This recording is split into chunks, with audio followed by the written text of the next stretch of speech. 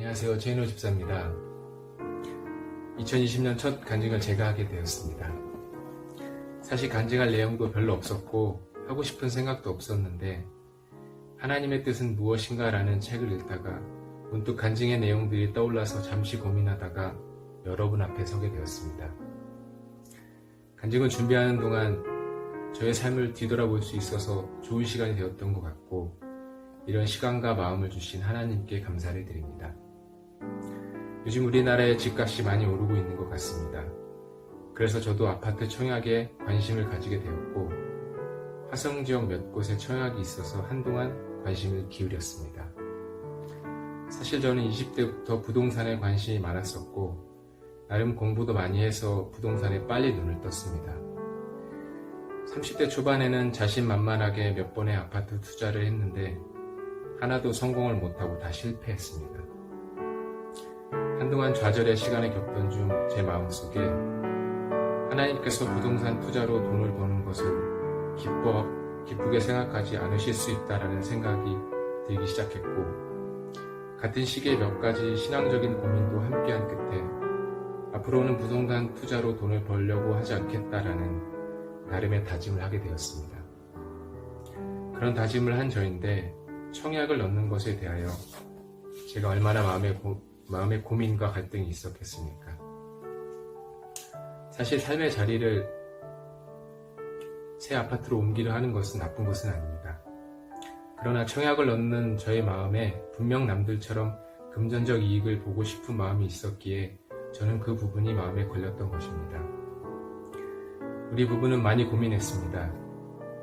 통장에 있는 돈을 보면서 계산기도 열심히 두드렸습니다. 그러다가 영끌까지 생각하게 됩니다. 영끌이란 말은 가지고 있는 돈을 다 모으고 대출도 최대한 받고 심지어 퇴직금까지 끌어다가 아파트에 투자한 것을 말합니다. 속된 말로 영혼까지 끌어다 아파트에 투자한다는 뜻인데요. 우리 부부도 그런 방법을 잠시 고민했던 것입니다. 그런데 하나님께 감사한 것은 부동산 투자로 돈을 벌지 않겠다는 다짐을 하고도 영끌까지 생각하며 마음이 흔들리는 저를 말씀으로 잡아주셨다는 것입니다. 바로 시편 127편 말씀인데요. 주님께서 집을 세우지 아니하시면 집을 세우는 사람의 수고가 헛되며 주님께서 성을 지키지 아니하시면 파수꾼의 깨어있음이 헛된 일이다. 일찍 일어나고 늦게 눕는 것, 먹고 살려고 애써 수고하는 모든 일이 헛된 일이다. 하나님의 방법이 아니라 세상의 방법으로 가족을 세우려 했던 저의 모습을 깨닫게 해주신 말씀이었습니다. 언젠가는 우리 가정도 이사를 가거나 또는 청약으로 새 아파트를 분양받을 수 있을 겁니다. 그러나 저의 욕심이 아니라 하나님의 뜻을 먼저 구하는 제가 되겠다고 생각을 했습니다. 그런데 이런 감사함 가운데 제 마음 한켠을 불편하게 하는 것이 있었습니다. 지금은 하나님의 은혜로 위기를 잘 넘어가지만 얼마 지나지 않아서 저는 똑같은 일로 다시 흔들리고 고민하게 될 것 같다는 것이었습니다. 누구 아파트가 몇 천이 올랐네, 어디다 청약을 받았더니 몇 억이 올랐네, 이런 이야기를 들에 솔직히 저는 흔들리지 않을 자신이 없었습니다. 세상 사람들과 다른 방법으로 살아갈 용기도 부족했습니다. 저의 부족함이 여실히 드러나는 것 같아서 참 부끄럽지만 저는 이렇게 많이 부족한 사람입니다. 하나님의 은혜 속에서 살아간다고 말하지만 뒤돌아서면 저희 한계를 여실히 드러내는 저는 하나님의 도움 없이는 안 되는 그런 사람이었습니다.